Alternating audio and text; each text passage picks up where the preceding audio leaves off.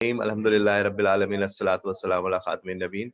सबसे पहले तो मेरी तरफ से बहुत माजरत, इसको हम स्टार्ट करने में लेट हो गए क्योंकि कुछ थोड़ी सी टेक्निकल डिफिकल्टीज हो रही थी।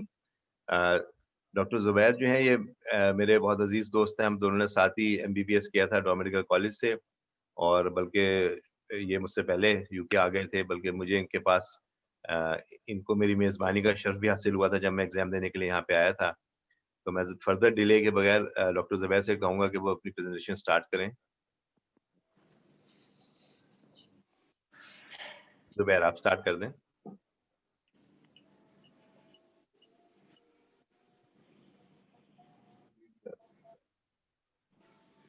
जी, अस्सलाम वालेकुम।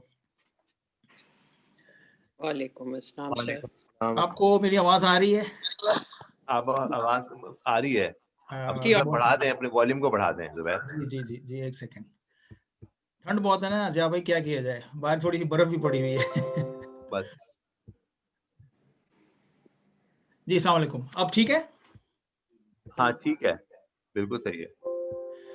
जी, sorry for the delay, few hitches at the beginning. तो जैसे ज़िया भाई ने कहा, हम दोनों क्लास फेलो हैं और बड़े पुराने दोस्त भी हैं। और थैंक यू ज़िया भाई फॉर आस्किंग मी एंड मुझे ये शर्फ दिया आपने कि मैं इसमें आपकी इतनी अच्छी जो आपने शुरू की है ये वेब सीरीज़ टॉपिक्स के ऊपर, उसमें थोड़ा सा शेयर करूं। जैसे ज़िया भाई ने कहा, मैं ब्रेस्ट सर्जन हूं यहाँ लिंकन काउंटी हॉस्पिटल में, लिंकनशायर यूके में। और इसमें क्योंकि ये टॉपिक काफ़ी डिटेल टॉपिक है, तो इसमें एक टॉपिक में एक सेशन में ये सारी चीज़ें कवर नहीं होंगी।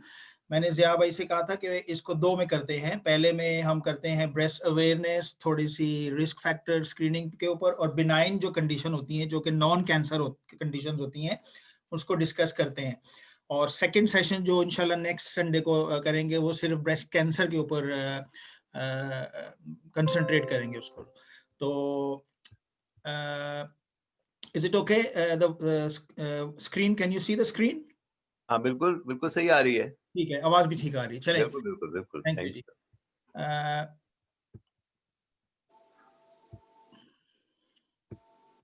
तो हमें ब्रेस्ट अवेयर क्यों होना चाहिए? ये ऐसा टॉपिक है कि इसमें कल्चरली हम लोग थोड़ा सा इसको चीज़ों को डिले करते हैं इसमें, फॉर वन रीज़न और द अदर। लेकिन अगर आप इसको देखें, breast cancer is the most common cancer females में। फीमेल में सबसे कॉमन कैंसर है। About 30% of cases breast cancer के होते हैं, कैंसर रिलेटेड कंडीशन से। अब इसको कंपेयर करेंगे अगर आप यूके से, तो यूके में 55,000 केसेस होते हैं एक साल में, और उसमें से 11,500 मौत अमवात होती हैं ब्रेस्ट कैंसर से। अब ये पॉपुलेशन देखें यूके की 67 मिलियन। इसको अगर आप कंपेयर करें पाकिस्तान से, अब ये स्टेटिस्टिक्स मुझे 1-2 पेपर से मिली थी, आई डोंट नो कि कितनी एक्यूरेट है और whether it is the current statistics और नॉट, लेकिन ये वरिंग स्टैटिस्टिक्स थी। पाकिस्तान में देखें 90,000 केसेस रिपोर्ट होते हैं पर ईयर, और उसमें से 40,000 डेथ्स हो जाती हैं, जो कि बड़ी शॉकिंग थी मेरे लिए भी देखना इसको। और पॉपुलेशन 220 मिलियन है। ज़ाहिर पॉपुलेशन बहुत ज़्यादा है, लेकिन जो डेथ और इंसिडेंस का रेशो है वो बहुत ज़्यादा है पाकिस्तान में, अनफॉर्चुनेटली। और उसकी वजह आप, I think everybody will know, कि लोग देर करते हैं इसको कंसल्ट करने के लिए। तो ये डिजीज इज नॉट फेटल, ये जानलेवा मर्ज नहीं है। अगर शुरू में इसको पकड़ लिया जाए और इसको सही तरीके से क्योर किया जाए, तो ज्यादातर लोग ब्रेस्ट कैंसर से आजकल सर्वाइव हो रहे हैं। और ये बहुत इजीली ब्रेस्ट सेल्फ एग्जामिनेशन से, अपने डॉक्टर के एग्जामिनेशन से और मैमोग्राम स्क्रीनिंग से early breast cancer diagnose easily हो जाता है, और अर्ली स्टेज में ये पकड़ा जाता है। अब ये है कि लाइफ कैंसर के बाद सेम हो सकती है जो कैंसर से पहले थी, तो इट इज एज जैसे वर्थ लिविंग। अब ब्रेस्ट को कैसे चेक करना चाहिए? कोई राइट और रॉन्ग वे नहीं है ब्रेस्ट को चेक करने के लिए, लेकिन इम्पॉर्टेंट है कि इसको रेगुलरली चेक किया जाए, मंथली चेक किया जाए। आपको पता होना चाहिए कि आपके ब्रेस्ट आपके लिए कैसे नॉर्मल हैं, और उसमें ज़रा सी भी कोई चीज़ अगर आपको लगती है जो सही नहीं है, आप उसको कंसल्ट करें। ज़रूरी नहीं कि वो लंप ही हो या बहुत ऑब्वियस चेंज हो। अगर आपको समझ आ रही है कि मेरे ब्रेस्ट में कोई एबनॉर्मेलिटी है या कोई चीज़ ऐसी है कि मुझे तसल्ली नहीं है कि मेरे ब्रेस्ट नॉर्मल हैं, तो please get it check. That's the main message. तो चेंजेस कैसे आप स्पॉट कर सकते हैं? ये 5 पॉइंट्स आपने देखने हैं। आप देखें कि आपके लिए नॉर्मल क्या चीज़ है आपके ब्रेस्ट में। आप ब्रेस्ट को देखें आईने के आगे, उसकी उसकी शेप देखें, और उसकी स्किन की चेंजेस देखें, उसकी निप्पल की चेंजेस देखें, यानी कोई कोई भी चेंजेस आपको मिल रही हैं तो वो आप उसमें चेक करें। और कोई भी चेंज अगर आपको मिलती है तो उसको आप रिपोर्ट करें विदाउट एनी डिले। और रूटीन स्क्रीनिंग अटेंड करें जो कि यहाँ यूके में है, एंड अदर जो अंडर डेवलप्ड कंट्रीज हैं उसमें नहीं है अनफॉर्चुनेटली, लेकिन इसके बाद में बात करते हैं अभी। तो जैसे मैंने आपको बताया कि क्या क्या चीज़ें आप देख सकते हैं। चेंज साइज में, आउटलाइन जो उसकी है, शेप उसका चेंज तो नहीं हो रहा ब्रेस्ट का। कोई पकरिंग या जिसको कहना चाहिए कि स्किन अंदर की तरफ जा रही है, उसको देखें। डिम्पलिंग जिसको बोलते हैं, वो तो नहीं हो रही ब्रेस्ट में। और ये दोनों चीज़ें आप नॉर्मली भी देख सकते हैं और हाथ ऊपर करके भी देख सकते हैं। उससे भी कई दफ़ा ये चीज़ें ऑब्वियस हो जाती हैं। और जब आप फील करें तो कोई लंप तो नहीं है, जैसे कोई रसोली तो नहीं है ब्रेस्ट के अंदर आपको फील हो रही।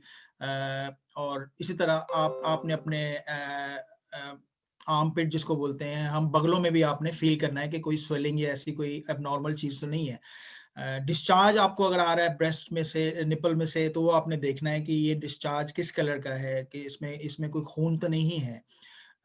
और निप्पल के अराउंड कोई रेडनेस या जिसको हम एक्जिमा टाइप की कंडीशन कहते हैं, वो तो नहीं डेवलप हो रही है। वो भी early sign of breast cancer हो सकता है। निप्पल की पोजीशन जो है वो चेंज तो नहीं हुई है रिसेंटली। और वही जैसे मैंने बताया आपको, निप्पल के अराउंड कोई एक्जिमेटस टाइप की चीज़ या रैश तो नहीं हो रही है, उसको भी आप देखें। डिस्कम्फर्ट और पेन जो कि बहुत कॉमन है ख़वातीन में, बहुत कॉमन है, लेकिन ब्रेस्ट कैंसर बहुत कम केसेस में ब्रेस्ट पेन कॉज करता है, अनलेस के बहुत बड़ा लंप है और इस तरह की चीज़ें हैं। तो जो कॉमन कंसेप्ट है, जो यहाँ पर भी बहुत कॉमन है, कि किसी को पेन है तो वो समझते हैं हमें कैंसर है, अनटिल प्रूवन अदरवाइज, जो कि रॉन्ग है। तो जैसे मैंने बताया कि ब्रेस्ट पेन काफ़ी कॉमन है, लेकिन अगर आप वरीड हैं तो ज़ाहिर है उसमें भी आपको चेक करना है।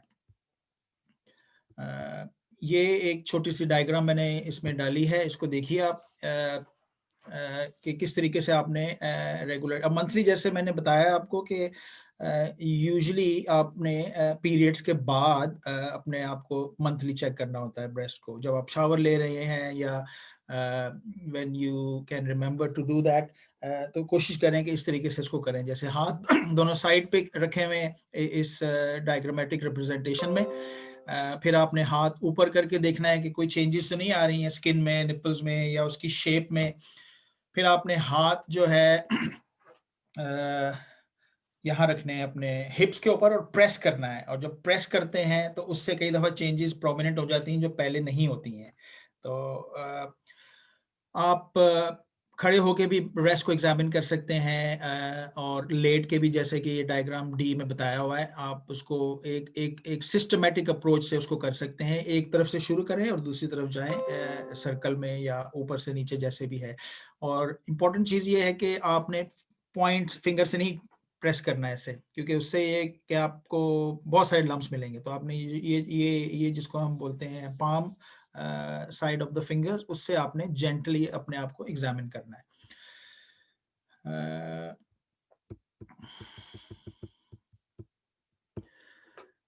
स्क्रीनिंग की जैसे मैं बात कर रहा था, यहाँ पर यूके में स्क्रीनिंग है और डेवलप कंट्रीज में स्क्रीनिंग है, लेकिन unfortunately countries like Pakistan screening का ना कॉन्सेप्ट नहीं है अनफॉर्चुनेटली।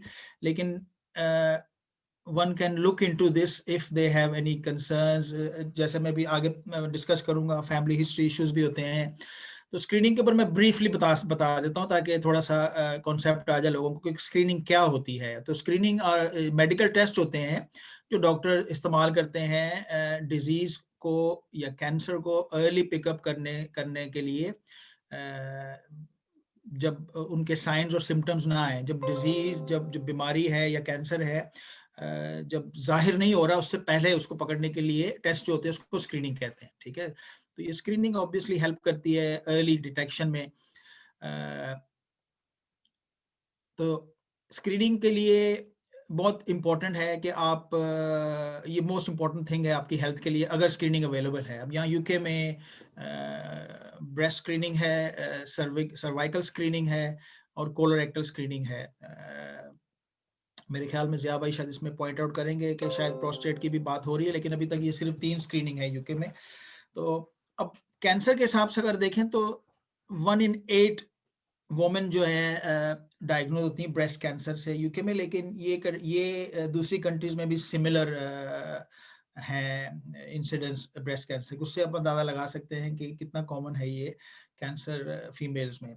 और अगर इसको जल्दी डिटेक्ट कर लिया जाए, ट्रीटमेंट बहुत सक्सेसफुल है and there is a good chance of recovery and life can be as normal as before. तो ये स्क्रीनिंग किससे होती है? यूजुअली मैमोग्राम से होती है एवरी 3 इयर्स। 50 साल के बाद 50 से 70 इयर्स तक यहाँ पर स्क्रीनिंग होती है। एवरी 3 इयर्स मैमोग्राम्स होते हैं और उसमें फिर अगर कोई अबनॉर्मेलिटी मिलती है तो उनको फिर हम रिकॉल करके उनको बायोप्सीज करना या जो फर्दर टेस्ट होते हैं वो हम करते हैं। बेनिफिट्स क्या है स्क्रीनिंग के? अर्ली डिटेक्शन होती है और ट्रीटमेंट अर्ली हो सकती है और इससे जिंदगियां बच सकती हैं स्क्रीनिंग से। रिस्क क्या है? कई दफ़ा ओवर ट्रीटमेंट हो सकती है या अननेसेसरी मरीज को स्ट्रेस हो सकती है। और रेडिएशन का रिस्क है, लेकिन risk is very very small compare to the benefits of screening. तो मैं इसमें ज़्यादा टाइम नहीं इसमें लेता क्योंकि स्लाइड्स थोड़ी ज़्यादा हैं। थोड़ा सा मैं आपको फैमिली हिस्ट्री के बारे में बताता हूँ, जो कि अगेन हमारे यहाँ कल्चरली भी ये इतना इसको नहीं लिया जाता इम्पोर्टेंट इसकी, कि फैमिलियल ब्रेस्ट कैंसर जो है वो अनकॉमन है, लेकिन 5% केसेस में ये एक जीन्स होती हैं जिसको हम BRCA1 जीन, BRCA2 जीन और TP53 जीन, अब एक चौथी जीन भी है जिसको PALP-B2 कहते हैं। ये 4 जीन्स काफ़ी कॉमन है ब्रेस्ट कैंसर और ये फैमिलीज में ये जीन ट्रांसफ़र हो सकती है। तो अगर किसी को बहुत स्ट्रॉन्ग फैमिली हिस्ट्री है तो उसमें एक तो स्क्रीनिंग उनमें इंपॉर्टेंट होती है। 40 साल के ऊपर अगर आप हैं और आपके first degree second degree relatives हैं, वो आपको नेक्स्ट स्लाइड में बताऊंगा क्या रिलेटिव्स की है सिचुएशन जिसमें आपको रूटीन मैमोग्राम ज़रूरी होता है। तो 40 साल के ऊपर यूजुअली एडवाइस होता है कि आप मैमोग्राम करवाएं अगर आपकी स्ट्रॉन्ग फैमिली हिस्ट्री है। तो रिस्क बढ़ता है जितने ज़्यादा रिलेटिव्स आपके ब्रेस्ट कैंसर से डायग्नोज हुए हैं। तो एज भी इसमें इंपॉर्टेंट है, ख़ासतौर पे अगर यंग ब्रेस्ट कैंसर्स हैं, अंडर 50 ब्रेस्ट कैंसर्स हैं, तो वो वरिंग रिस्क फैक्टर है।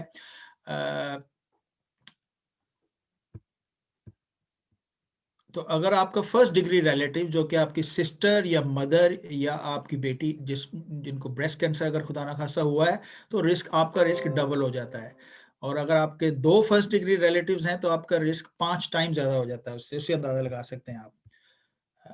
तो ये एक ब्रीफ सा है, इसकी डिटेल में मैं नहीं जाऊँगा, लेकिन आप इसको देख सकते हैं बाद में भी। सॉरी, मैं दोबारा लेके जाता हूँ कि अगर एक फर्स्ट डिग्री रिलेटिव है ब्रेस्ट कैंसर के साथ जिसकी के एज अंडर 40 है, 40 साल से कम उनकी उम्र है, तो आपको ब्रेस्ट स्क्रीनिंग जो है वो एडवाइस होती है मैमोग्राम से। मेल ब्रेस्ट कैंसर अगर है जो कि काफ़ी अनकॉमन है, लेकिन अगर फैमिली में है तो वो भी एक वरिंग फैक्टर है। अगर किसी को दोनों तरफ के ब्रेस्ट में कैंसर है अंडर द एज ऑफ 50 तो वो भी रिस्क फैक्टर है। इसी तरह दूसरे मैंने मेंशन किए हुए हैं। लेकिन अगर फैमिली हिस्ट्री में ब्रेस्ट कैंसर है तो बेस्ट इज के just consult specialist to discuss के आपकी रेगुलर स्क्रीनिंग होनी चाहिए नहीं होनी चाहिए। तो बेसिकली फैमिली हिस्ट्री के हिसाब से क्या स्टेप्स आप ले सकते हैं? लाइफस्टाइल चेंजेस आप कर सकते हैं जो कि आपके रिस्क को कम कर सकता है। Not just breast cancer, any cancer can be avoided by healthy lifestyle. From breast point of view, breast awareness is very important. Maintain a healthy weight, exercise regularly, eat nutritious food, और smoking से avoid करें और quit करें अगर आप smokers हैं।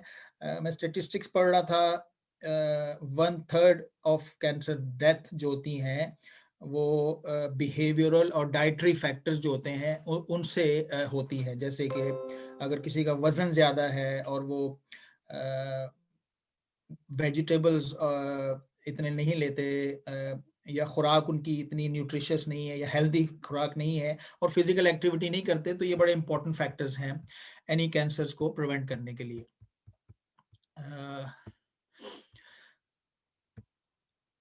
ये basically थोड़ा सा अवेयरनेस पे था और थोड़ा सा मैंने स्क्रीनिंग पे ये बताया है। अब मैं आपको बताता हूँ कि बिनाइन जो हमारी ब्रेस्ट कंडीशन जो कि ज़्यादा कॉमन है कैंसर से, उसके ऊपर थोड़ी सी डिस्कशन करते हैं। तो बिनाइन ब्रेस्ट डिजीज क्या होती है? बिनाइन कंडीशन वो है जो कैंसर नहीं है बेसिकली। तो बेसिकली ये कैंसर नहीं है तो जाहिर है ये स्प्रेड नहीं करता, ये लाइफ थ्रेटनिंग नहीं होते बिनाइन लम्प्स जो होते हैं। और बिनाइन लम्प्स को आपको ज़्यादातर में आपको ट्रीटमेंट नहीं होती, वेट एंड वॉच पॉलिसीज करते हैं और मॉनिटर करते हैं बिनाइन चेंजेस को या बिनाइन लम्प्स को। तो सर्जरी करके बिनाइन लम्प्स को रिमूव भी कर सकते हैं अगर वो बहुत बड़ा लंप है या पेशेंट को डिस्कम्फर्ट दे रहा है या पेशेंट बहुत एंशियस है और वो पेशेंट चाहता है कि मैं इसको निकालूं। तो अब 80% हमारे पास जो लम्प्स आते हैं पेशेंट्स वो बिनाइन होते हैं जो कि कैंसर नहीं होते। तो ज़्यादातर लम्प्स जो ब्रेस्ट में होते हैं वो कैंसर नहीं होते। मैं फिर उस बात को स्ट्रेस दे रहा हूँ कि अगर आप समझते हैं कि कोई ब्रेस्ट में प्रॉब्लम है, लंप है, तो उसको प्लीज़ इग्नोर ना करें, उसको टेस्ट कराएं। एक तो ये है कि अगर आपको पता चल जाता है कि कैंसर नहीं है तो ये रीअश्योरेंस है बहुत बड़ी, और वो वरी ख़त्म हो जाती है आपकी। तो ज़्यादातर जो ब्रेस्ट बिनाइन ब्रेस्ट रिलेटेड है, मैंने बताया कि वो बिनाइन उनको आपको ज़रूरत नहीं होती ट्रीटमेंट की, लेकिन चेकअप ज़रूरी है। तो 60% ऑफ पेशेंट जो प्री मेनोपॉजल है, जो कि जिनके भी महावरी शुरू नहीं, महावरी जो है बंद नहीं हुई, कोई ना कोई ब्रेस्ट बिनाइन कंडीशन उनको अपनी लाइफ में डिटेक्ट होती है यूजुअली। अब ये क्लासिफिकेशन है, इसमें मैं डिटेल में नहीं जाऊंगा क्योंकि इसमें मेडिकल टर्म्स बहुत ज़्यादा हैं, लेकिन इसमें बेसिकली जो पहली कंडीशन बताई हुई है कि ये नॉन प्रोलिफरेटिव लीजन जिसको हम बोलते हैं, जो कि ग्रो नहीं करते सेल्स इसके अंदर, उसमें क्या कंडीशंस हैं। प्रोलिफरेटिव लीजन जो हैं वो क्या है, और दूसरी जो एटिपिकल हाइपरप्लेजिया मैंने मेंशन की है, अगेन ये मेडिकल टर्म्स हैं, इसकी डिटेल में नहीं जाऊंगा मैं। लेकिन जो कॉमन कंडीशंस हम लोग देखते हैं डे टू डे बेसिस पे, उसमें मैं थोड़ी सी डिस्कशन करूंगा। ब्रेस्ट की सिस्ट बहुत कॉमन है, ब्रेस्ट का एक लम्प जिसको हम कहते हैं फाइब्रोएडिनोमा, वो बहुत कॉमन है। और इसी तरह जो दूसरी कुछ कॉमन कंडीशंस हैं उसको मैं डिस्कस करता हूँ। जस्ट बेयर विद मी।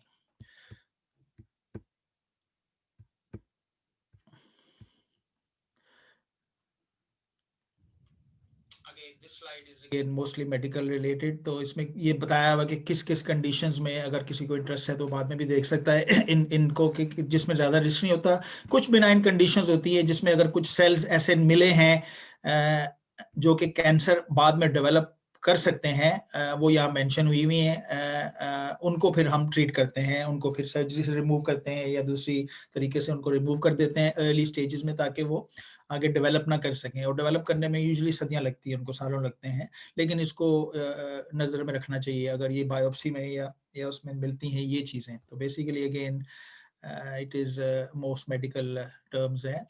लेकिन ज़्यादातर कंडीशन जो मैंने बताया है जो कि जिनका कोई इंक्रीज रिस्क नहीं है, जो लेफ्ट साइड में आपको नज़र आती हैं, जो कि हम ज़्यादातर देखते हैं, उसमें वही है सिस्ट, ब्रेस्ट सिस्ट और फाइब्रोएडिनोमा। और जिसको एक तीसरी कंडीशन जिसको हम फाइब्रोसिस्टिक डिजीज कहते हैं, वो भी बिनाइन कंडीशन है, या कैंसर नहीं है, उसमें कोई फियर नहीं होता। अब ये एक चीज़ है जिसको डिस्कस करते हैं, ये हम बहुत कॉमनली देखते हैं कंडीशन है बिनाइन कंडीशन या नॉन कैंसरस एक रसोली, जिसको हम अपनी टर्म में फाइब्रोएडिनोमा कहते हैं। डोंट थिंक कि मुझे इसका कोई उर्दू में नाम आता होगा, लेकिन it is a very common condition. One of the most common benign lumps in the breast is called fibroadenoma. और ये यूजुअली 20 से 40 साल की एज में ये यूजुअली मिलता है लेडीज़ में। इसमें पेन नहीं होती इस लंप में, और ये लंप काफ़ी वाज़े तौर पे फील होता है, और राउंड होता है या ओवल शेप में होता है, और ये काफ़ी फ्रीली मोबाइल होता है। उसको उसको अगर आप हाथ लगाएँगे तो वो इधर से स्लिप होके उधर चला जाता है, उधर हाथ लगाएँगे तो स्लिप होके इधर आ जाता है। इसको इसीलिए इसको हमारी बुक्स में मेंशन किया हुआ है, इसको ब्रेस्ट माउस कहते हैं, कि माउस की तरह, लेकिन ये ज़ाहिर है it is just a terminology. कहने का मकसद ये है कि काफ़ी स्मूथ और फ्रीली मोबाइल बिनाइन लंप है, जो कि डायग्नोसिस क्लिंच कर जाता है कि ये कैंसर नहीं है। और ये हार्मोन्स की वजह से यूजुअली होता है, और प्रेगनेंसी जब होती है तो ये लंप बढ़ सकता है। लेकिन अगेन खतरनाक लंप नहीं है, लेकिन चेकअप ज़रूरी है इसके लिए। डायग्नोस कैसे होता है? जब आप डॉक्टर के पास जाती हैं, वो आपकी हिस्ट्री लेता है, एग्जामिनेशन करता है, फिर अल्ट्रासाउंड स्कैन से ये डिटेक्ट हो जाता है। ज़ाहिर है अगर पेशेंट की एज 40 साल से ऊपर है तो उसमें हम मैमोग्राम भी करते हैं, टू मेक श्योर के कहीं और कोई कंडीशन में या लंप में या और ब्रेस्ट में कोई और ऐसी चीज़ तो नहीं डेवलप हो रही। और अगर ये फाइब्रोएडिनोमा डायग्नोज हो गया है तो उसकी ट्रीटमेंट यूजुअली कोई एडवाइस नहीं करते, अपार्ट फ्रॉम रीएश्योर। मरीज को हम तसल्ली दे देते हैं कि ये कैंसर नहीं है और इसको निकालने की ज़रूरत नहीं है। लेकिन अगर बहुत बड़ा है, जैसे यूजुअली कहते हैं 3 सेंटीमीटर से ज़्यादा हो, तो निकालते हैं उसको एहतियातन। या अगर मरीज बहुत एंशियस है या बहुत फिक्रमंद है उसके बारे में, तो ये निकाल दें, और ये ऑपरेशन 15-20 मिनट का ऑपरेशन होता है, बहुत इजीली ये रिमूव हो जाता है। लेकिन जनरल एनेस्थीसिया में यूजुअली बेहोश करके करना पड़ता है इसको भी, लेकिन ज़रूरी नहीं है इसको करना, जैसे मैं बताया। और ये one of the commonest lump है, स्पेशली यंगर एज ग्रुप में। ये मैमोग्राम एक है जिसमें नज़र आ रहा है ये लंप, आप देख सकते हैं। और इसकी अगेन जो हमारे रेडियोलॉजिस्ट होते हैं वो उसको देख के बता सकते हैं यूजुअली कि ये कैंसर नहीं लगता, लेकिन उसको फर्दर टेस्ट करके, अल्ट्रासाउंड करके और बायोप्सी करके फिर कंफर्म कर लेते हैं।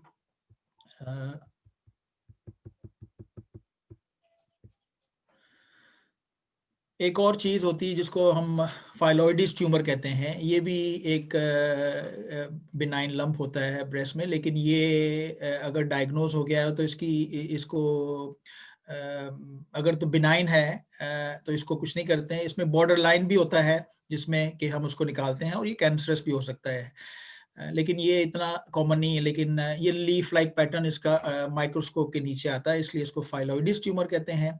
और ये थोड़ा सा एज ग्रुप इसका 15 से 20 साल फाइब्रोएडिनोमा से बाद में आता है, तो थोड़ा ओल्डर एज ग्रुप में होता है। लेकिन यूजुअली ये भी बिनाइन होते हैं।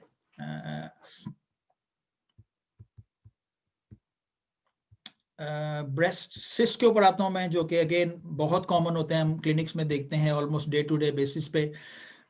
तो सिस्ट क्या होती हैं? चूंकि ब्रेस्ट ग्लैंड है और ग्लैंड सिक्रीशन बनाता है, और बॉडी में जितने भी ऑर्गन्स हैं जो कि सिक्रीशंस बनाते हैं, उनमें सिस्ट बहुत कॉमन होती हैं। ब्रेस्ट एक चीज़ है, इसी तरह थायराइड होता है या लिवर है, किडनी है, स्प्लीन है, इन सब में सिस्ट बहुत कॉमन होती हैं। तो ब्रेस्ट भी इसी तरह, चूंकि सिक्रीशंस होती हैं, इसमें ग्लैंड है, सिस्ट कॉमन है ब्रेस्ट में। और इसी तरह ये गोल सा लंप होगा, स्मूथ लंप होगा, और ये फ्लूइड से भरा होता है। और क्वार्टर ऑफ लंप्स जो हम देखते हैं यूजुअली वो सिस्ट की वजह से होते हैं। और ज़्यादातर सिस्ट जो है वो नॉन कैंसरस होती हैं, बिनाइन होती हैं, और उनसे कैंसर के चांसेस नहीं होते। कुछ सिस्ट जो है, जब हम उनको फर्दर टेस्ट करते हैं, स्कैन करते हैं, तो उसमें कुछ फीचर्स नज़र आ जाते हैं कि उसमें कहीं सिस्ट के अंदर कोई लंप, सॉलिड लंप तो नहीं ग्रो कर रहा, तो वो नज़र आ जाता है, तो उसको फिर हम बायोप्सी करके कैंसर को एक्सक्लूड कर सकते हैं। लेकिन सिस्ट की भी यूजुअली इनोसेंट होती है हिस्ट्री एज सच। तो ये किसी भी एज में सिस्ट हो सकती है, लेकिन ये 40 से ऊपर या 35 से ऊपर अगर एज है तो उसमें जो लम्प्स होते हैं वो यूजुअली सिस्ट होते हैं। लेकिन अगर सिस्ट बड़ी है तो ये पेन करती हैं ब्रेस्ट में, टेंडरनेस करती हैं, और एक लंपी सा फील होता है आपको, या रसोली फील होती है आपको ब्रेस्ट में।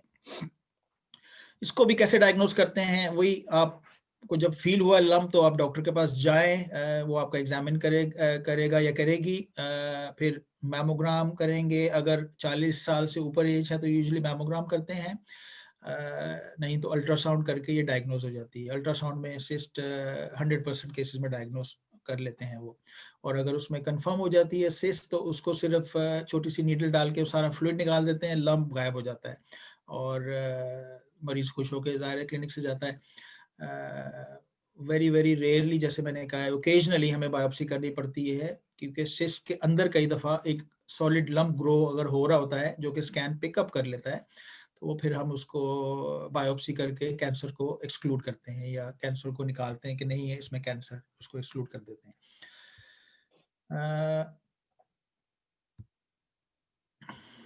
ये बेसिकली एक चार्ट सा है कि जैसे मैंने बताया आपको कि सिस्ट अगर है तो उसको कैसे डील करते हैं। इसमें जो इम्पोर्टेंट फैक्टर होता है जो कि डॉक्टर आपको जब डील कर रहा होता है, कि जब उसने सिस्ट को एस्पिरेट किया है नीडल के साथ तो वो क्लियर फ्लूइड है, उसमें ब्लड तो नहीं है कोई, और अगर ब्लड आ रहा है उसमें तो उसको यूजुअली हम फिर फर्दर टेस्ट के लिए करते हैं। वो कई दफ़ा नीडल ट्रॉमा से भी ब्लड आ जाता है जो कि यूजुअली फ्रेश होता है, लेकिन अगर थोड़ा सा डार्क ब्लड है तो उसमें फिर जो डॉक्टर डील कर रहा है वो फिर उसको फ्लूइड्स को या तो सेल्स चेक करने के लिए भेजेगा कि मेक श्योर कि इसमें कोई कैंसर के सेल तो नहीं डेवलप हो रहा है।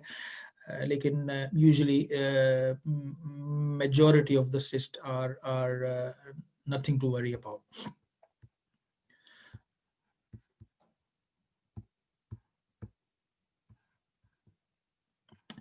ये फाइब्रोसिस्टिक डिजीज, ये एक बहुत कॉमन टर्म यूज होती है ब्रेस्ट क्लिनिशियंस में। बेसिकली इसमें क्या है, इसमें है छोटी सी जो कि नहीं इतना लंप बना रही, लेकिन उसके साथ जो नॉर्मल ब्रेस्ट टिश्यू है जिसको हम फाइब्रस ब्रेस्ट टिश्यू कहते हैं, उसने उसको थोड़ा प्रोमिनेंट कर दिया हुआ है, तो वो मरीज को ज्यादातर एक लंप सा फील होता है ब्रेस्ट में।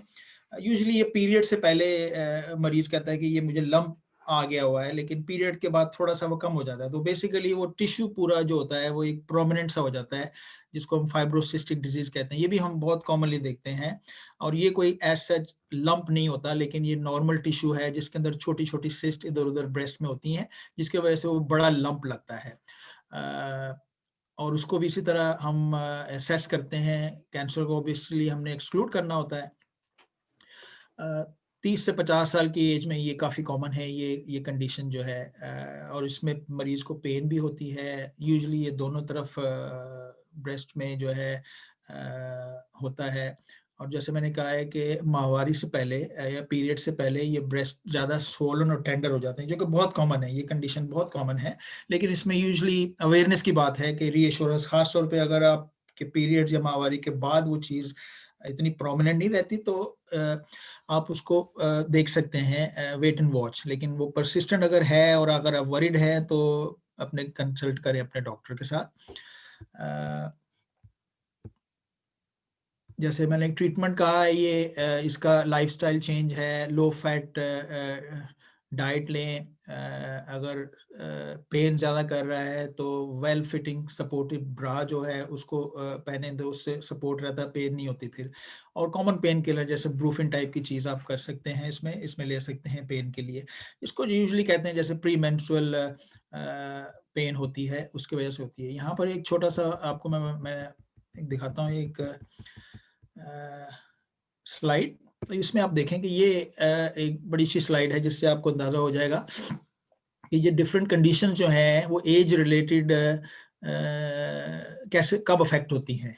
तो अगर आप देखें तो फाइब्रोएडिनोमा जो पहला मैंने बताया आपको, वो किस एज से, यानी कि 20 से 40 साल का जैसे बताया, या 20 से 30-35 साल में वो ज़्यादा कॉमन है। उसका ग्राफ देखें तो ऊपर से नीचे आ रहा है, वो ज़्यादा एज अगर आप की एज ज़्यादा हो गई तो उसमें इतना कॉमन नहीं होता लम्प।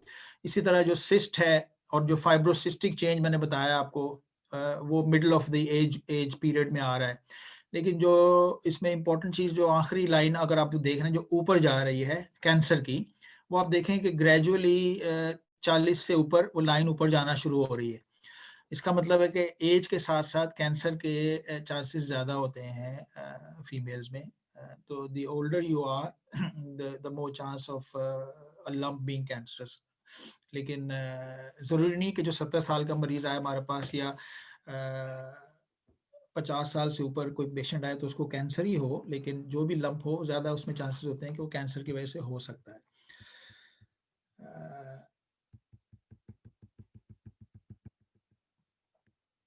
ये बहुत कॉमन कंडीशन है हमारे हमारे ख़वातीन में, जिसको कि हम पेन कहते हैं, ब्रेस्ट पेन, जिसका मेडिकल टर्म है मैस्टैल्जिया। ये ब्रेस्ट में सबसे कॉमन रेफरल होता है हमारे हमारे क्लिनिक्स में। ज़्यादातर मरीज़ हमारे पास जो आते हैं वो पेन के साथ आते हैं, और आई थिंक ये यूनिवर्सल चीज़ है। ज़्यादातर पेशेंट्स को पेन होती है और वो समझते हैं कि हमें कैंसर है, और वो वरीड होते हैं और वो आते हैं हमारे पास क्लिनिक में। लेकिन मेजॉरिटी ऑफ द केसेस में ब्रेस्ट पेन कैंसर की वजह से नहीं होती। तो ये एक बहुत कॉमन इंपॉर्टेंट पॉइंट है कि अगर वो पेन है तो ज़रूरी नहीं कि ये कैंसर हो, और बहुत अनकॉमन है ये। तो ये बहुत कॉमन है, जैसे मैंने बताया आपको। ज़्यादातर औरतें इससे इससे अफेक्ट होती हैं, और ये 2 तरह के होते हैं ये ब्रेस्ट पेन। एक तो आपके पीरियड्स के साथ रिलेटेड होता है, जिसको हम साइक्लिकल ब्रेस्ट पेन कहते हैं, जो कि पीरियड से पहले ज़्यादा होती है, और जब पीरियड ख़त्म होते हैं, आपकी माहवारी ख़त्म होती है, तो वो फिर पेन कम हो जाती है, तो उसमें फिर ज़्यादा वरिंग की ज़रूरत नहीं है। और नॉन साइक्लिकल पेन जिसको हम कहते हैं, जो आपकी माहवारी से रिलेटेड नहीं होती, वो यूजुअली मस्कुलर पेन होती है, या रिब्स के अंदर से पेन कई दफ़ा आ रही होती है, या रेफर्ड पेन कहीं और से नेक से आ रही होती है, तो वो नॉन साइक्लिकल पेन होती है। ज़िया भाई मुझे बता दीजिएगा, मैं कब मैं जो फिनिश करना, थोड़ी सी स्लाइड्स रह गई मेरी। पेन को कैसे आप कर सकते हैं डील? जैसे मैंने कहा है कि अगर आप वरीड हैं, आप ज़रूर चेकअप करवाएं आपको अपना।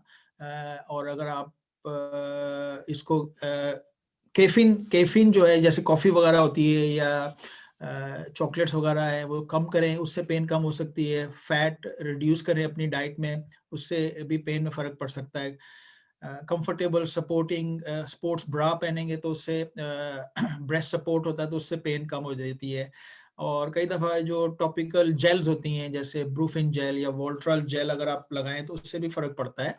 और सिंपल पेन किलर्स जो आपने लेने हैं, ब्रूफिन, पैरासिटामोल, उससे ज़्यादातर केसेस में ये पेन कंट्रोल हो जाती है। कुछ लोग कहते हैं मल्टीविटामिन लें, जिसमें विटामिन ए ई हो, वो भी आपको हेल्प करता है।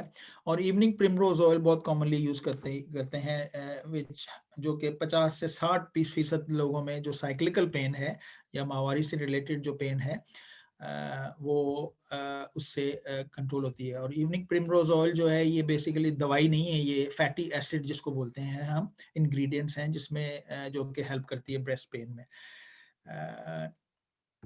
ये डायग्राम एक है जो बाद में आप देख सकते हैं कि इसमें दवाइयाँ क्या-क्या यूज़ कर सकते हैं, जिसमें कि मैं डिटेल में नहीं जाऊँगा, क्योंकि इसमें हार्मोनल मेडिकेशन जो बहुत सीवियर केसेस में पेन्स में होती है, जिनको उनको हम कभी-कभी ये देते हैं, लेकिन यूजुअली नहीं। क्विकली मैं ब्रीफ थ्रू रन करूँगा। निपल डिस्चार्ज जो काफ़ी अगेन कॉमन एक कंडीशन है कि निपल के अंदर से डिस्चार्ज आता है। आपको बस देखना है उसको कि उसका कलर क्या है, और वो खुद ही आता है या प्रेस करने से आता है, या एक जगह से आ रहा है या काफ़ी जगह से आ रहा है।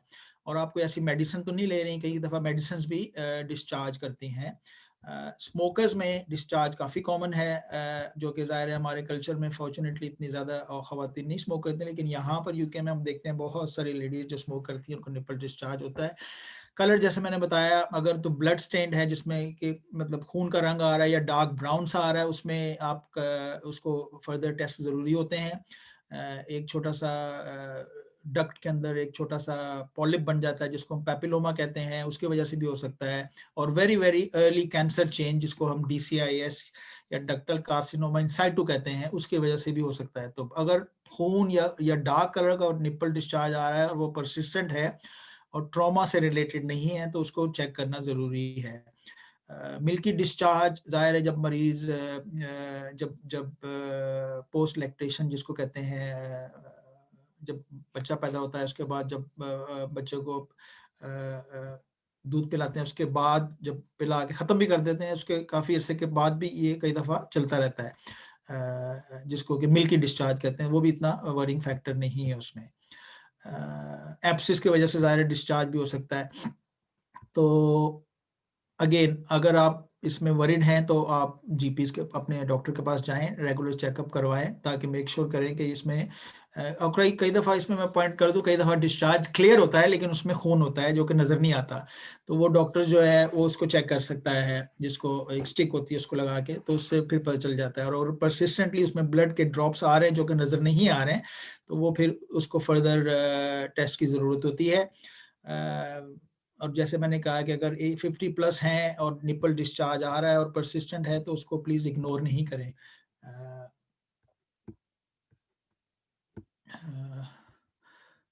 Think I will skip that slide. यही कॉजेज हैं जैसे फिजियोलॉजिकल प्रेगनेंसी और लैक्टेशन में, और डक्ट्स जो निप्पल के पीछे होती हैं उसके अंदर अगर छोटा सा कोई लंप डेवलप हो रहा है उसकी वजह से भी निप्पल डिस्चार्ज हो सकता है। जब मरीज आता है हमारे पास क्या क्या चीज़ें हम उनके साथ करते हैं, ज़ाहिर है हिस्ट्री लेना, एग्जामिनेशन करना, उसके बाद फिर हम अल्ट्रासाउंड करते हैं। अगर मरीज यंग है अंडर 40 एज ग्रुप में हम अल्ट्रासाउंड यूजली करते हैं, और उसके बाद मैमोग्राम करना होता है, और अगर कोई लंप है तो उसको फिर हम बायोप्सी करते हैं डायग्नोज करने के लिए। ये बेसिकली सेटअप होता है जिसको हम कहते हैं ट्रिपल असेसमेंट, यानी कि एक ही दिन में हम सब चीज़ें कर लेते हैं। ये मरीज को एग्जामिन करना, उसकी इमेजिंग करना जो मैमोग्राम है, और उसकी फिर बायोप्सी करना, और ये 99% केसेस में डायग्नोसिस कंफर्म हो सकती है किसी भी ब्रेस्ट लम्प्स की। बेसिकली जो फाइनल स्लाइड ये है, second last slide I would say, conclusion क्या है इस सारी डिस्कशन का, कि बिनाइन जो लम्प्स होते हैं जो कि कैंसर रिलेटेड नहीं होते, ज्यादातर वो औरतों में वो लम्प्स बिनाइन होते हैं। ये बड़ा इंपॉर्टेंट पॉइंट है। ब्रेस्ट कंप्लेंट्स कोई भी हैं तो उसको केयरफुली असेस करवाएं ताकि कैंसर रूल आउट करवाएं डायग्नोस्टिक वर्कअप से।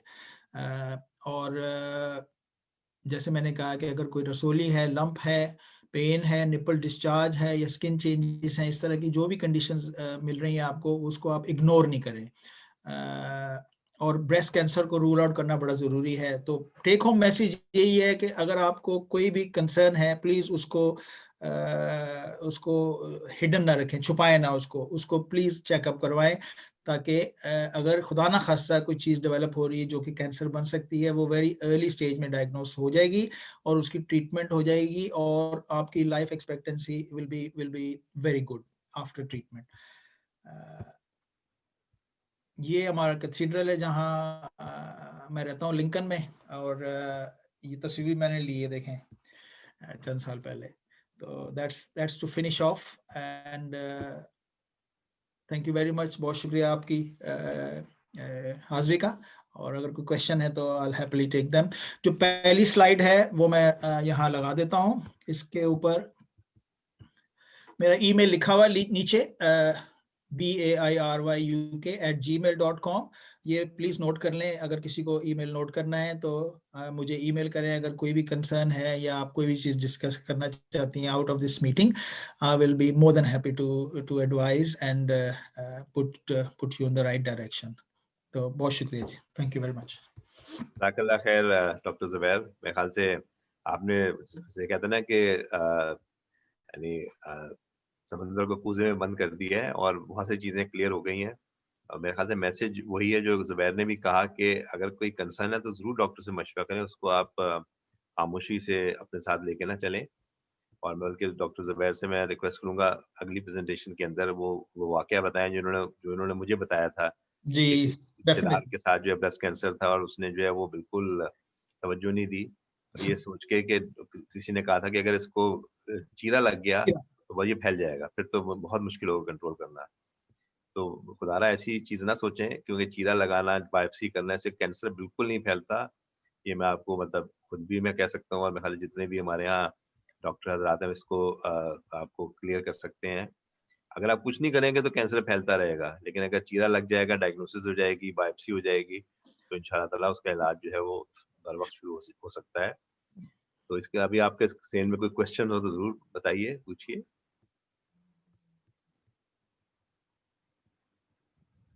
अच्छा, एक चीज जो अभी लोग अगर क्वेश्चन के बारे में सोच रहे हैं, कुछ लोग जो है जुबैर आजकल मतलब अखबारों में ही आता है कभी-कभी कि कुछ जो बहुत ही प्रोमिनेंट फिगर्स हैं, वो अपनी बायलैटरल मैस्टेक्टमी करवा लेते हैं for the prevention of breast cancer. ये कितना आजकल फैशन में है ये चीज? नहीं, इसके लिए वही है कि यूजुअली अगर अगर एक जीन डिटेक्ट हुई है ना आपके अंदर, तो उसमें हाँ, फिर ब्रेस्ट कैंसर के चांसेस बहुत ज्यादा होते हैं आपके, जिसको हम अच्छा, ब्रैका जीन कहते हैं, BRCA1, BRCA2, और जो दूसरी जीन मैंने दो बताई हैं, TP53 और PALB2। ये 4 जीन्स जो है बहुत कॉमनली अगर डायग्नोज हो गई हैं, कॉमनली तो नहीं कहना चाहिए, कॉमन नहीं है, अनकॉमन है, लेकिन अगर खुदा ना खासा आपको है तो उसमें फिर हम करते हैं, लेकिन उसके उसके अलावा नहीं। अगर बहुत अच्छा, स्ट्रॉन्ग फैमिली हिस्ट्री भी है ना ज़िया भाई, तो उसमें भी हम नहीं एडवाइस करते without doing the gene test. अगर जीन टेस्ट कर लेते हैं तो उसमें फिर अगर नेगेटिव आता है तो फिर वो बहुत रीअश्योरेंस होती है, और अगर पॉजिटिव आता है तो उसमें फिर बायलैटरल मैस्टेक्टमी करते हैं। अब उसमें जो फेवरेट फिगर्स हैं आपको पता होगा, एंजेला जोलीन जो थी अमेरिकन एक्ट्रेस, उसकी माँ को ब्रेस्ट कैंसर हुआ था, या पता नहीं ओवेरियन कैंसर था, और फैमिली में और भी कैंसर थे, और उसने अपना जीन टेस्ट करवाया था, और उसको जब ये डायग्नोज हुआ, ये फॉल्टी जीन जिसको हम कहते हैं, या अब नॉर्मल जीन थी, तो उसने फिर बायलैटरल मैस्टेक्टमी कराई थी, और तो वो खबर पूरी दुनिया में जब फैली थी, आप अंदाजा नहीं लगा सकते हैं, हमारे ब्रेस्ट रेफरल ट्रिपल हो गए थे उस वक्त, क्योंकि हर औरत हमारे पास आ रही थी जब उन्होंने वो खबरें पढ़ी कि उसको उसको कैंसर हो गया है, और उसने दोनों ब्रेस्ट अपने रिमूव कर दिए हैं। और ब्रेस्ट रिमूव का हमारे हमारे यहाँ पर भी, हम लोग भी यहाँ करते हैं। और उसमें एक चीज मैं बता दूं, ब्रेस्ट रिमूवल करके हम फ्लैट चेस्ट नहीं करते, हम उसी वक्त रिकंस्ट्रक्शन कर देते हैं मरीज की। तो मरीज जब जब जब होश में आता है तो वो रिकंस्ट्रक्टेड ब्रेस्ट के साथ उठता है, रादर देन के फ्लैट चेस्ट, जो कि एक औरत के लिए बहुत इंपॉर्टेंट चीज है। तो आपके जो क्वेश्चन का आंसर है वो यही है कि हम सिर्फ जो फॉल्टी जीन जिनमें डिटेक्ट होती है ना, उसमें एडवाइज करते हैं। अदरवाइज हम उनको काउंसलिंग करते हैं, उनको तसल्ली देते हैं, ताकि वो परेशानी ना लेके जिंदगी गुजारें। और रेगुलर चेकअप्स हम करते हैं, उनका मैमोग्राम्स करते रहते हैं ईयरली बेसिस पे। तो मैसेज यही है कि अगर आप वरीड हैं तो प्लीज़ कंसल्ट करें। देखें, हमारे पाकिस्तान में भी माशाल्लाह बहुत अच्छे सेंटर्स हैं, बहुत अच्छे डॉक्टर्स हैं, और फैसिलिटीज़ सारी अवेलेबल है वहाँ, ठीक है ना। जैसे कराची में आगा खान हॉस्पिटल है, लाहौर में शौकत खानम है, आई एम श्योर बाकी शहरों में भी बहुत अच्छे हॉस्पिटल्स हैं जो कि आपको सर्विसेज ये सारी प्रोवाइड करते हैं। तो इसमें मेनली वही है कि प्लीज़ अपने तक ना रखें इसको। कहने का मकसद ये, शर्म हमारे हमारे कल्चर में होती है ना, तो वो मरीज समझता है कि यार ये मैं जाऊंगी तो सबको पता चल जाएगा। उससे आपकी ज़िंदगी इफ़ेक्ट हो सकती है। ये बड़ा इम्पोर्टेंट पॉइंट है कि आप उसको इग्नोर ना करें। तो बिल्कुल सही। ये बेसिकली इम्पोर्टेंट पॉइंट है।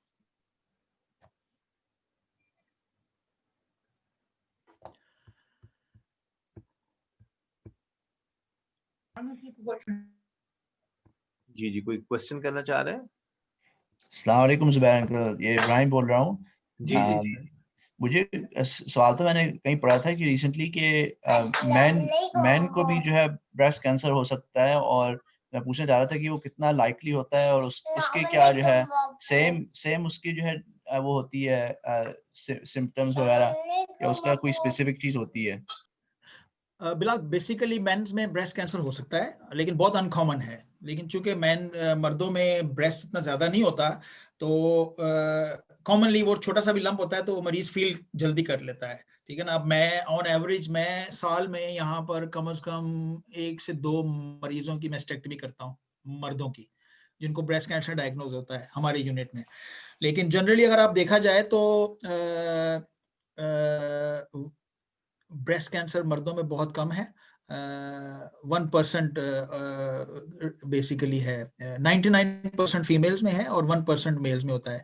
तो जैसे मैंने आपको बताया था शुरू में कि अब उसी से अंदाजा लगा लें कि जैसे 55,000 के करीब सालाना यूके में हमारे पास ब्रेस्ट कैंसर आते हैं फीमेल्स में, ठीक है, और उसमें से 11,500 डेथ्स होती हैं। मर्दों में तकरीबन 300 के करीब केसेस डायग्नोज होते हैं। उसको कंपेयर कर सकते हैं आप कि 55,500 या 55,000 फीमेल्स होती हैं साल में, और 300 से 350 या 400, आई थिंक रिसेंट फिगर सी, साल में यूके में ब्रेस्ट कैंसर मेल्स में होता है, ठीक है ना। और तकरीबन 85 उसमें उनकी डेथ्स होती है। तो कंपेयर 11,500 डेथ्स फीमेल्स में है और 85 तो होता है, लेकिन अनकॉमन है और वो जल्दी डायग्नोज हो जाता है क्योंकि उसमें कई दफा निप्पल उनका अंदर जाना शुरू हो जाता है। तो वो मरीज आता है हमारे पास कि ये रिसेंटली शुरू हुआ है और उसके नीचे हम फील करते हैं तो उसके नीचे एक रसोली सी होती है, तो उसको फिर जाहिर है हमें क्लिनिकली मेजॉरिटी ऑफ केसेस में डायग्नोज हो जाता है, लेकिन जाहिर है फर्दर टेस्ट करने पड़ते हैं हमें और उसको फिर काउंसलिंग करके ट्रीटमेंट कर लेते हैं। लेकिन उसमें फिर वरिंग फैक्टर ये है कि मरीज को अगर मेल को ब्रेस्ट कैंसर होता है तो फैमिली हिस्ट्री के इश्यूज उसमें इंपॉर्टेंट हो जाते हैं, क्योंकि वो जीन की वजह से भी कई दफा मर्दों में ब्रेस्ट कैंसर होता है। ब्रेका जीन 2 जिसमें हम कहते हैं BRCA2, वो मर्दों में ब्रेस्ट कैंसर कर सकती है और उसमें प्रोस्टेट कैंसर भी हो सकता है उन पेशेंट्स में जिनमें BRCA2 होती है मर्दों में ना। तो उसमें फिर फैमिली हिस्ट्री हम डिस्कस करते हैं डिटेल में, कोई और किसी को फैमिली में तो नहीं हुआ। तो yes, the short answer is it's easily detectable, क्योंकि ज्यादा ब्रेस्ट नहीं होते और वो रसोली के साथ आएंगे या फिर निप्पल चेंजेस, निप्पल डिस्चार्ज के साथ भी आ सकते हैं। लेकिन जो कॉमनली जिसको हम देखते हैं वो मैंने इसमें डिस्कस नहीं की है, वो बेनाइन की लिस्ट में अगर आप जाएंगे तो शायद उसमें वो मेंशन होगी कंडीशन जिसको हम कहते हैं गायनेकोमेस्टिया, बेसिकली जो एनलार्ज ब्रेस्ट हो जाते हैं मर्दों में। काफी कॉमन है, हमारे पास मरीज आते हैं यंग पेशेंट जो जाते हैं जिम्स में और ये सप्लीमेंट्स लेते हैं और जो जाहिर है आप पता होगा कि ये अपने बॉडी बिल्डिंग के सप्लीमेंट्स होते हैं, लेकिन इसमें भी हार्मोन्स होते हैं और वो कई दफा बॉडी में ईस्ट्रोजन में कन्वर्ट हो जाते हैं, तो वो जो है उनके ब्रेस्ट को अफेक्ट करती है और मरीजों के ब्रेस्ट जो है ना वो फिर ज़ाहिर इलाज हो जाते हैं। तो वो वरीड उसके साथ आते हैं कि ये लंप तो नहीं है, तो वो फिर हम कंडीशन डायग्नोज करते हैं जिसको हम गायनेकोमेस्टिया कहते हैं, जो कि कॉमनेस्ट मरीजों में लंप है और वो यूजुअली इसमें कोई ट्रीटमेंट की जरूरत नहीं होती यूजुअली। तो ये क्वेश्चन आयशा साहिबा पूछना चाह रही हैं। जी जी जी आयशा, क्वेश्चन कीजिएगा। अच्छा जी, अस्सलाम वालेकुम। मैं अस्सलाम। लाहौर से बात कर रही हूँ। जी जी मैं ये मेरा क्वेश्चन ये है कि मेरी एज है 36 इयर्स ना, तो मुझे जी लास्ट कोई 4 to 5 मंथ्स पहले ना एक आर्मपिट के नीचे एक लंप डायग्नोज हुआ था, जी जी लेकिन इट्स वेरी सॉफ्ट।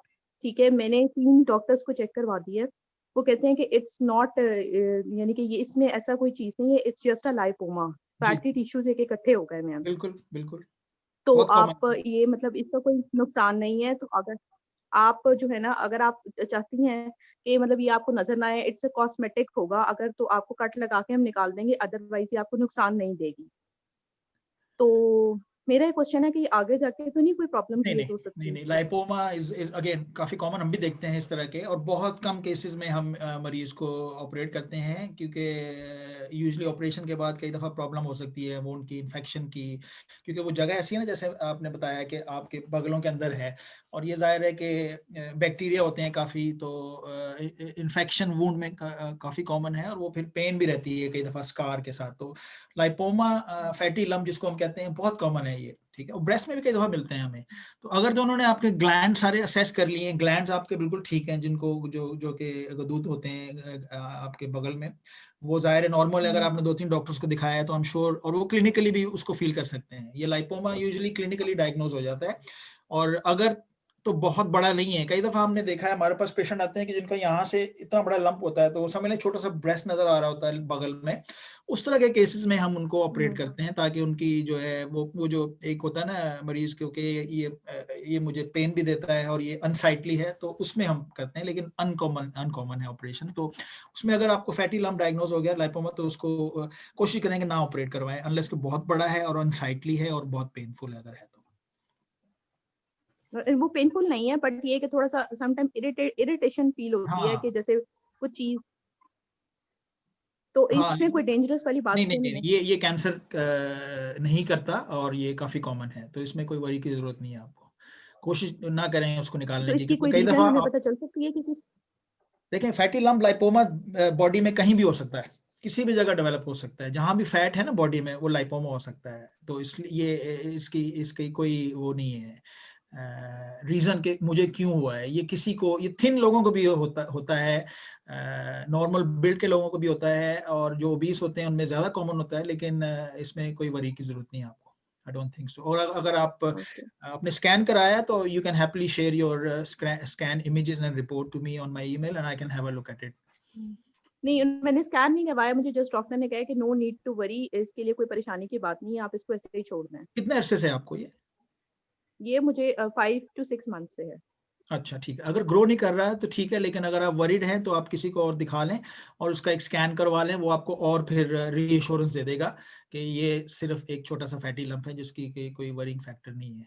तो वो काफ़ी इजीली अवेलेबल है, आई एम श्योर। तो उसको स्कैन करवा लेंगे अगर आप, तो आपको तसल्ली भी हो जाएगी। ठीक हो गया, थैंक यू। लेकिन वरिंग नहीं है, आई डोंट थिंक सो।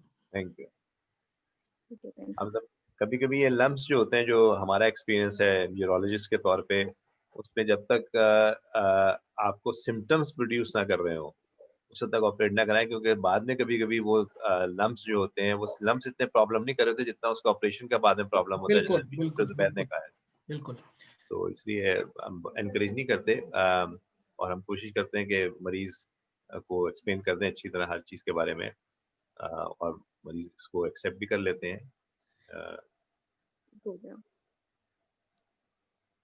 इसी तरह जैसे मैंने बताया आपको, जैसे फाइब्रोएडिनोमा बहुत कॉमन लंप है, हम लोग कोशिश करते हैं उसमें भी ऑपरेट ना करें, मरीज को रीएश्योर करा देते हैं, क्योंकि ऑपरेशन जब करते हैं ना आपको, तो ऑपरेशन के भी थोड़े बहुत रिस्क फैक्टर्स होते हैं, ठीक है ना, क्योंकि आपने जब कट कर दिया है तो स्कार जो कई दफ़ा पेन करता है आपको बाद में, और कई दफ़ा ब्रेस्ट की शेप जो है वो डिस्टॉर्ट हो जाती है। अगर स्कार जो है, जिसको हम पकरिंग बोलते हैं, वो अंदर की तरफ खिंच जाता है, तो उससे फिर आपकी ब्रेस्ट की शेप भी खराब हो जाती है। इसीलिए जैसे ज़िया भाई ने कहा है कि ऑपरेशन उस वक्त करें जब जरूरत है उसकी, अगर जरूरत नहीं है तो ऑपरेशन ना करवाएं, क्योंकि कई दफा ऑपरेशन के बाद आप रिग्रेट करते हैं कि मैंने क्यों करवाया, ये तो मुझे पेन हो रही है, ये वूंड हील नहीं हो रहा, और दूसरे इश्यूज उसमें आ सकते हैं। तो बिल्कुल सही है। ये मेरे ख्याल से कोई और क्वेश्चन या कमेंट्स किसी की तरफ से हों, और मैं आप सबसे रिक्वेस्ट करूंगा कि जो हम आपको लिंक भेजते हैं, इसको जरूर शेयर किया करें और लोगों के साथ, क्योंकि इससे यकीनन एक सदका जारिया है, और किसी का भी फायदा होगा तो वो बहुत ज़्यादा यूजफुल होगा हर एक के लिए। ये एक कमेंट आया है कि my mother is having a breast cancer and जी she has been done with the operation and radiation therapy. जी जी मतलब उसके लिए डेफिनेटली मेरे ख्याल से जो therapy she is using Femara from last 7 years, ये मेरे ख्याल ठीक है। से ज़ुबैर आप बता सकते हैं। क्या एज बताइए उन्होंने, उनकी इनकी एज पेशेंट एज उन्होंने नहीं लिखी अभी, शायद she will be just sharing the age also. 60। ठीक है।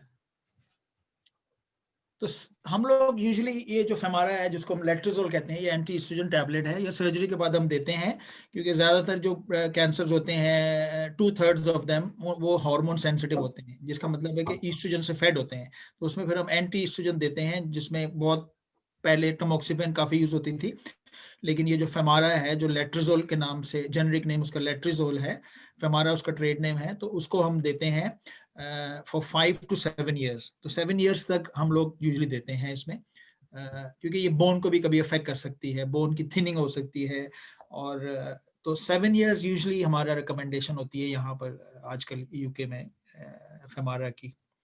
तो वो आप डिस्कस कर सकती हैं कि आपके डॉक्टर ने उनको कितना अरसे के लिए कहा है।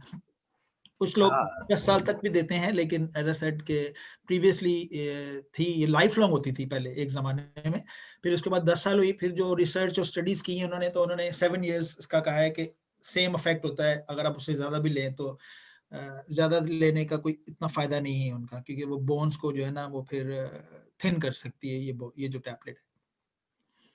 मेरे ख्याल से ये मोहम्मद हुसैन साहब है, उनको क्वेश्चन का आंसर मिल गया है। 7 years उन्होंने ले लिए हैं, और वो खुद लिखे हैं उन्होंने कमेंट्स के अंदर कि उनकी बोन्स जो है वो भी वीक हैं। जी तो मेरे ख्याल से आप अपने जो भी ऑन्कोलॉजिस्ट हैं जिन्होंने ट्रीटमेंट स्टार्ट की थी, उनसे एक दफ़ा फाइनल कंसल्टेशन कर लें, और उसके बाद फिर आप इसको स्टॉप कर दें, और जैसे डॉक्टर ज़ुबैर ने भी कहा है, अनलेस के कोई बहुत स्ट्रॉन्ग रीज़न बनता हो। उस पे यही है कि अगर देखें बोन अगर थिन है तो उसमें आप एक स्कैन होता है जिसको हम डेक्सा स्कैन कहते हैं, वो करके आप देख सकते हैं कि बोन की क्या कंडीशन है, और उसमें अगर बोन थिन कंफर्म हो गई हैं डेक्सा स्कैन के बाद, तो फिर उसमें आप कैल्शियम और विटामिन डी की टैबलेट्स डेली बेसिस पे ले सकती हैं। उससे बोन्स फिर स्ट्रांग हो जाएंगी, तो ताकि फ्यूचर में अगले सालों में जाके कहीं बोन थिनिंग की वजह से उनको फ्रैक्चर्स के रिस्क ना होंगे उसकी वजह से। तो वो फिर आप डेक्सा स्कैन उनका मेक श्योर करें कि उनका करवाएं, और नहीं हुआ, और अगर हुआ है तो उसको फिर 2 साल के बाद यूजुअली रिपीट करते हैं, ताकि देखें कि उसमें फर्दर बोन थिनिंग तो नहीं हो रही, और अगर थिनिंग है तो कैल्शियम विटामिन डी टैबलेट्स आप ले सकते हैं उसमें। हाँ, वो ऑलरेडी उन्होंने मेंशन किया विटामिन डी एंड कैल्शियम ले रहे हैं, तो मेरे ख्याल से ट्रीटमेंट उनकी बिल्कुल सही बिल्कुल डायरेक्शन सही पे हो चल रही रही है, है। बिल्कुल सही हो रही है, बिल्कुल सही हो रही है। हाँ, अल्हम्दुलिल्लाह। And I hope she will recover from it, and I hope she will be disease free forever, inshallah. तो नेक्स्ट टाइम जो है वो doctor Zubair cancer of the breast के ऊपर डिस्कस करेंगे। मेरे ख्याल से बहुत ही इंपॉर्टेंट टॉपिक है और इसको आप मिस ना कीजिएगा, बल्कि मैंने जैसे कहा है कि आप अपने और भी ग्रुप्स में शेयर किया करें। ऑल्दो कि मैंने देखा है कि बाद में सारी वीडियोस को लोगों ने अटेंड किया, अब तक कुछ वीडियोस ऐसी हैं जो अब तक 400 उसकी लोगों ने देख चुके हैं, और जो कि बहुत अच्छी बात है। और किसी वजह से अगर वो अटेंड नहीं कर सकते तो आप ज़रूर बताएं। और इसके अलावा ज़ुबैर ने अपना ईमेल दे दिया है, हम बाकायदगी से फ्री क्लिनिक करते हैं, मैं भी करता हूँ यूरोलॉजी का। इसके अलावा हमारे कोलीग हैं जो कार्डियोलॉजिस्ट हैं, वो भी करते हैं, और एक चेस्ट फिजिशियन है, उन्होंने भी इसके अंदर शामिल हैं। तो आप अगर अपॉइंटमेंट ले सकते हैं आप हमारी साइट पे जाकर, और इंशाअल्लाह उसमें आपको एक अनबायस्ड किस्म का ओपिनियन मिल जाएगा। ये डॉक्टर रशीदा अली ने पूछा है कि is there any role of danazol in fibroadenoma, please explain. नहीं, हम लोग नहीं उसको यूज़ करते, क्योंकि फाइब्रोएडेनोमा जैसे मैंने कहा है कि उसकी ट्रीटमेंट की कोई ज़रूरत नहीं है। और अगर आप डेनाजोल लेते हैं, वो हार्मोन प्रिपरेशन है, उसके साइड इफ़ेक्ट्स होते हैं, तो उसकी कोई ट्रीटमेंट मैं नहीं एडवाइस करूँगा आपको। अगर आप वरीड हैं, बड़ा लंप है, निकालना चाहती हैं, तो उसको आप सर्जरी करके निकाल दें, लेकिन ऐसी कोई ट्रीटमेंट नहीं है फाइब्रोएडेनोमा की कि जिससे वो श्रिंक होकर गायब हो जाए। ये नॉर्मली कई दफ़ा खुद ही छोटा हो जाता है और कई दफ़ा खुद ही बड़ा हो जाता है। तो डेनाजोल जो है वो ख़ास तौर पे लेडीज़ में इसके साइड इफ़ेक्ट्स थोड़े से अच्छे नहीं होते, तो वो मैं नहीं एडवाइस करूँगा उसको। मैंने तो कभी भी नहीं, हम लोगों ने यहाँ यूज़ किया डेनाजोल। पेन के लिए करते हैं कई दफ़ा हम लोग, लेकिन वो भी बहुत अनकॉमन, क्योंकि साइड इफ़ेक्ट्स प्रोफाइल उसका बड़ा अनफेवरेबल सा है एक औरत के लिए। वो आपको नहीं एडवाइस करेंगे usually, so I wouldn't say that.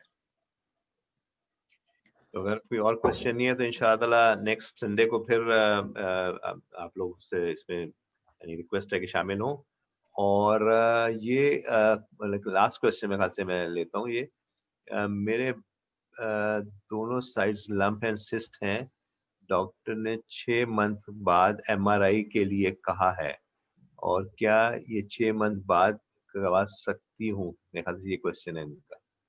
क्या एज है उनकी? इनकी एज इन्होंने नहीं मेंशन की, मेरे ख्याल से ये मेंशन कर एज देंगी। मैंने बताया जो कि बहुत इंपॉर्टेंट फैक्टर है, बिगेस्ट रिस्क 36 फैक्टर है जी। 36 36 जी एज है जी। दोनों साइड्स पे लम्प्स एंड सिस्ट्स हैं, और उन्होंने एमआरआई स्कैन सजेस्ट किया है, एमआरआई स्कैन। उन्होंने स्कैन्स अल्ट्रासाउंड ज़ाहिर किए होंगे, और 36 में यूजुअली हम लोग इवन हम लोग मैमोग्राम भी नहीं करते। इसमें मेरा नहीं ख्याल कि कोई ऐसी इंडिकेशन है एमआरआई की। एमआरआई जो है बड़ा सेंसिटिव ब्रेस्ट का स्कैन होता है, और ये कई दफ़ा बहुत माइन्यूट सी चीज़ें पिक कर लेता है जो कि इतनी रेलेवेंट नहीं होती। तो I wouldn't really advise to have 6 monthly MRI, क्योंकि एक तो कॉस्ट उसकी है necessary. Ultrasound is more important, और अगर वरीड है क्लिनिशियन भी, तो मैमोग्राम भी कर सकते हैं। ये नहीं होता कि 40 से नीचे मैमोग्राम नहीं कर सकते, लेकिन अगर कंसर्न है तो मैमोग्राम कर सकते हैं। लेकिन यूजुअली मैमोग्राम काफ़ी डेंस पिक्चर्स देते हैं, इतने हेल्पफुल नहीं होते। लेकिन अगर उन्होंने एमआरआई एक दफ़ा कर लिया है तो दोबारा करने की मेरा नहीं ख्याल कि कोई इंडिकेशन है, क्योंकि एमआरआई से ज़ाहिर है सस्पिशियस या वरिंग जो लंप्स हैं वो एक्सक्लूड हो गए होंगे।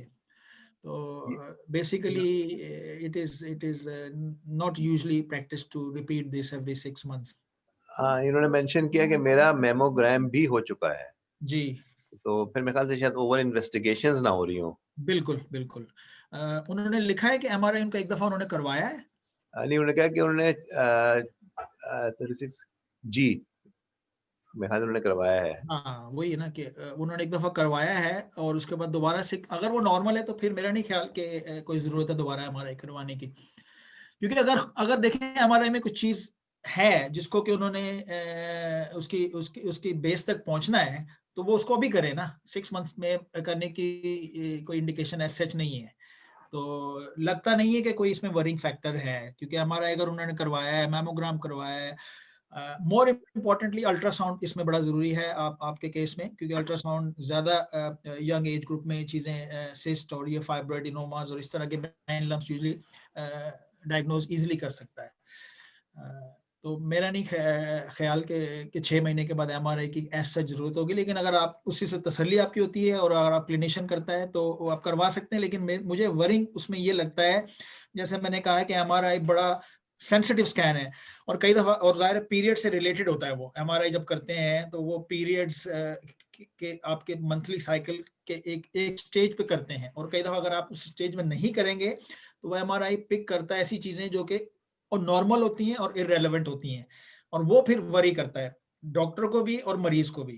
तो इसीलिए जैसे ज़िया भाई ने कहा कि ओवर इन्वेस्टिगेशन भी कई दफ़ा आपके लिए हार्मफुल हो सकती है। उसमें फिर अननेसेसरी बायोप्सी बंदा को करनी पड़ जाती है, अननेसेसरी वेरी रेयरली मरीज कई दफ़ा ऑपरेशन भी एडवाइस कर देते हैं, जो कि again is not advisable really.